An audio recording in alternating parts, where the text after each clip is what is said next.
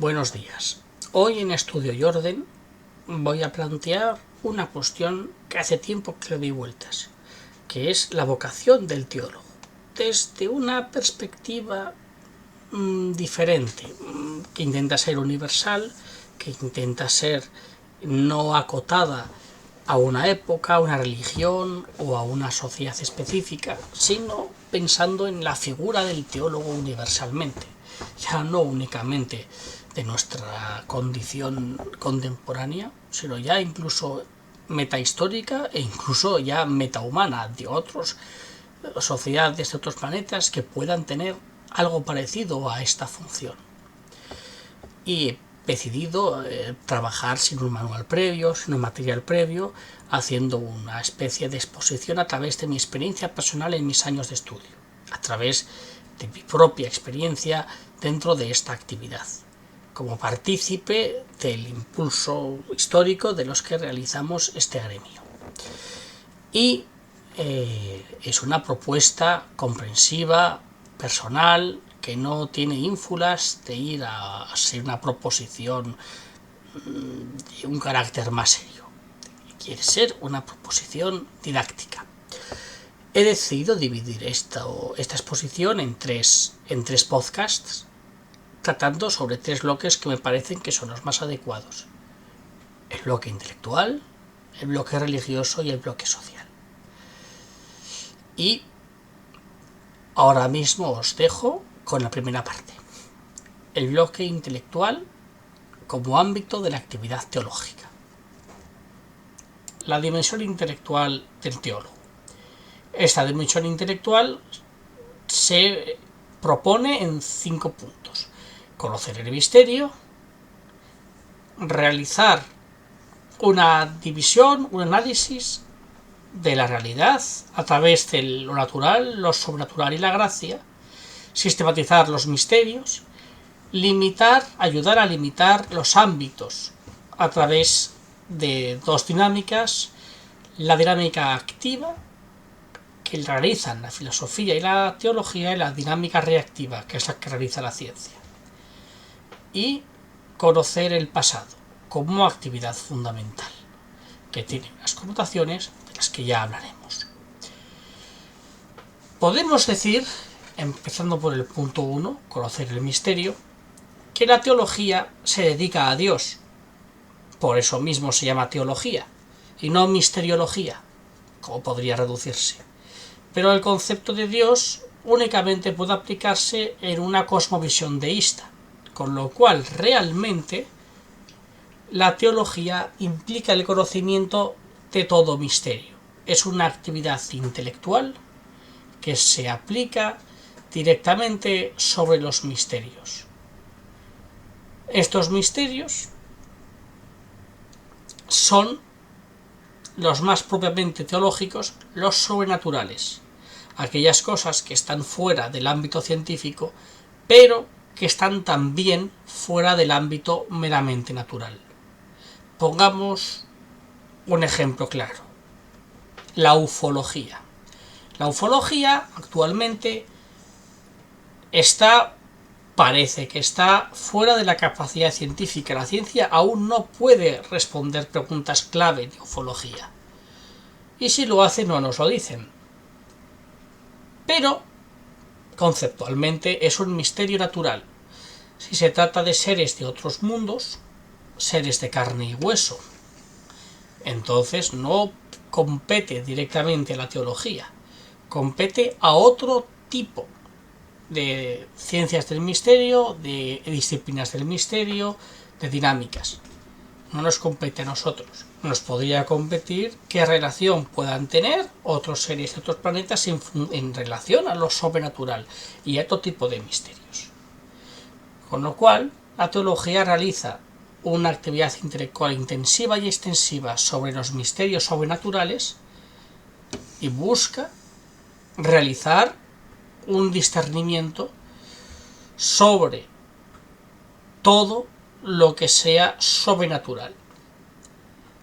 Por otro lado, la teología tiene una dinámica también con las cosas naturales, que es entenderlas desde la gracia, entenderlas en cuanto son un misterio en sí mismo. Puede que no sean un misterio en tanto las podemos conocer, científica y socialmente, pero en tanto de qué forma se relacionan con Dios y con otros misterios, ahí sigue habiendo un ámbito de intelección teológica. Esto es, al igual que la ciencia puede ocuparse de todo, la ciencia experimental también puede ocuparse de la teología puede ocuparse de absolutamente todo, también de las cuestiones científicas. ¿Por qué? Porque dentro de lo que podemos conocer existe ese ámbito de nexo entre lo sobrenatural, en tanto creador o dador de ser, y lo natural, lo creado, en tanto ha recibido ese ser, en tanto depende de alguna forma de aquello que está más allá de sí mismo. Esta dependencia de lo sobrenatural, de lo natural y de la gracia, esta interdependencia conceptual, como ámbito específico, la interdependencia entre la naturaleza y la sobrenaturaleza, la gracia, ahí es un ámbito que se aplica a la teología. Y junto con ello, obviamente, la teología establece los misterios, sistematiza los misterios sobrenaturales que le competen. Esto es, la teología es la encargada de hacer una recopilación de los misterios, una recopilación comprensiva y heurística, y decir qué misterios hay, qué tipo de acercamientos hay, una creación de metodologías de investigación, un análisis, una glosa, desarrollar, pues toda esa actividad del misterio y todo el aparataje conceptual necesario para poder referirnos a él. En esta dinámica de discernimiento racional, la teología, la filosofía y la ciencia realizan constantemente una demarcación de ámbitos, una demarcación constante. ¿Qué tipo de cosas debe de encargarse una, debe de encargarse otra? No de forma excluyente, pero sí de forma preferente. ¿De qué se encarga más un área, de qué se encarga más otra área? En una dinámica de prioridades. Y hay dos movimientos complementarios, el movimiento activo y el reactivo. La ciencia, aquí se va a entender mejor, realiza el movimiento reactivo. La ciencia avanza, trata de descubrirlo todo, trata de comprenderlo todo. Cuando la ciencia, en su inexorable proceder, se enfrenta contra un límite a su capacidad de comprensión, a un límite de las capacidades humanas de comprender experimental y demostrativamente algo, asume que está fuera de su capacidad. No está fuera realmente como su ámbito, pero establece con o debería establecer en base pues a una simple y llana humildad intelectual, que hay elementos que ahora mismo no puede responder. Y claro, es al encontrarse con ellos que lo identifica. Pero por otro lado, tanto la filosofía como la teología establecen esa especie de demarcación de manera más activa. Estudian directamente aquellos misterios que les parece que son incomprensibles o que por su carácter trascendental chocan con nuestras capacidades humanas. Antes de que la ciencia pueda llegar hasta ellas, es lícito que la teología y la filosofía estudien todo aquello que de antemano pueda suponer nuestra propia limitación, porque es una dinámica de la antropología filosófica y de la antropología teológica muy importante. Intentar comprender nuestros propios límites con la realidad y ver dónde la realidad es más hostil a nuestra comprensión y a nuestra racionalidad. Entonces, ambas dinámicas, la activa y la reactiva, tienen que actuar en una sinergia social, en una actividad conjunta de las disciplinas humanas para poder permitir una evolución de nuestro conocimiento y de nuestra sabiduría. Esta es una actividad fundamental del teólogo, al igual que la del filósofo, al igual que la del científico. Demarcación de ámbitos, conocimiento de debilidades y el trabajo sobre la humildad intelectual y las posibilidades intelectuales. Por último, tenemos que hablar del conocimiento del pasado.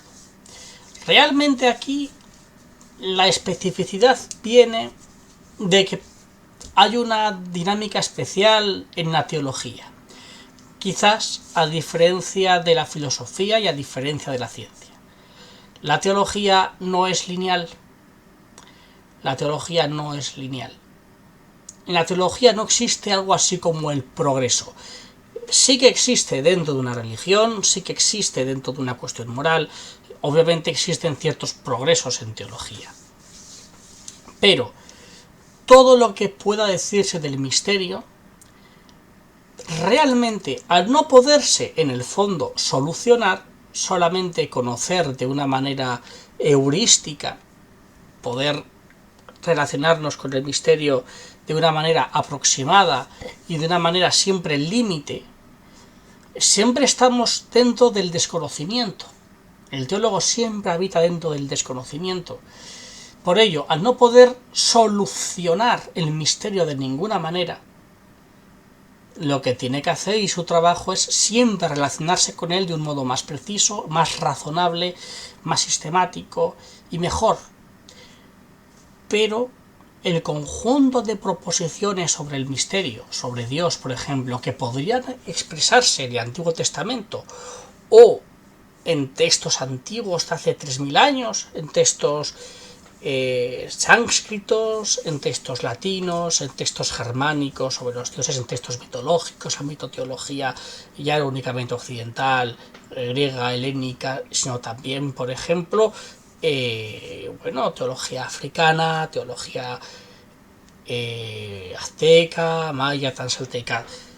En cualquier cultura, todo lo que pueda decirse sobre Dios es susceptible de análisis teológico activo. No es simplemente un análisis histórico, arqueológico, simplemente informativo como una curiosidad o que sirva únicamente al conocimiento del ser humano, no. Es un conocimiento teológico que es siempre una actualidad. Porque al igual que en la geología el tiempo es lento y pasan los miles y millones de años y en lo que para nosotros es una vida entera no llega ni a un suspiro, la teología tiene una característica parecida. Lo que trata, esos misterios, el misterio de la muerte, el misterio de la vida, el misterio de Dios, son misterios eternos, perennes. Se llama teología perenne.